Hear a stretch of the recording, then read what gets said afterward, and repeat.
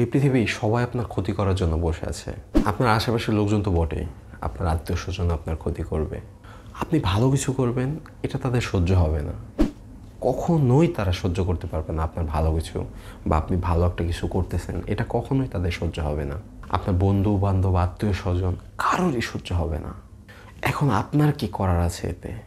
আপনি ফাইট করবেন তাদের সাথে?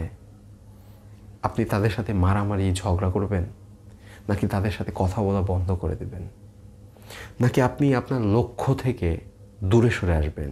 আপনি যে ভালোটা বা আপনার লাইফে সাকসেস পাওয়ার জন্য আপনি কাজ করতেছিলেন, সেটা বন্ধ করে দিয়ে চুপচাপ বসে থাকবেন?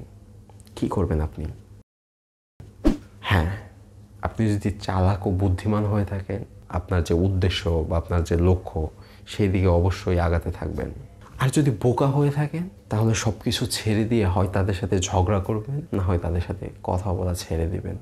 আমি জানি আপনারা যারা আমার এই ভিডিওটা দেখছেন, আপনাদের অনেকের সাথেই এরকম কিছু না কিছু ঘটেছে। আর এখন নিজেরা নিজেদের সাথে একটা এক্সপেরিমেন্ট করে দেখতে পারেন, এমন কোনো একটা ঘটনা ঘটার পর আপনাদের রিয়াকশন বা আপনাদের প্রতিক্রিয়াটা কেমন ছিল। আপনারা কি চুপ ছিলেন, নাকি ঝগড়া করেছিলেন, আর নাকি নিজেদের লক্ষ্যে পৌঁছেছিলেন? আমাকে কমেন্টস বক্সে জানাতে পারেন। আর ভিডিওটা যদি ভালো লেগে থাকে তাহলে হাতের কাজ করতে পারেন, লাইক, শেয়ার অ্যান্ড সাবস্ক্রাইব করার মাধ্যমে। ধন্যবাদ।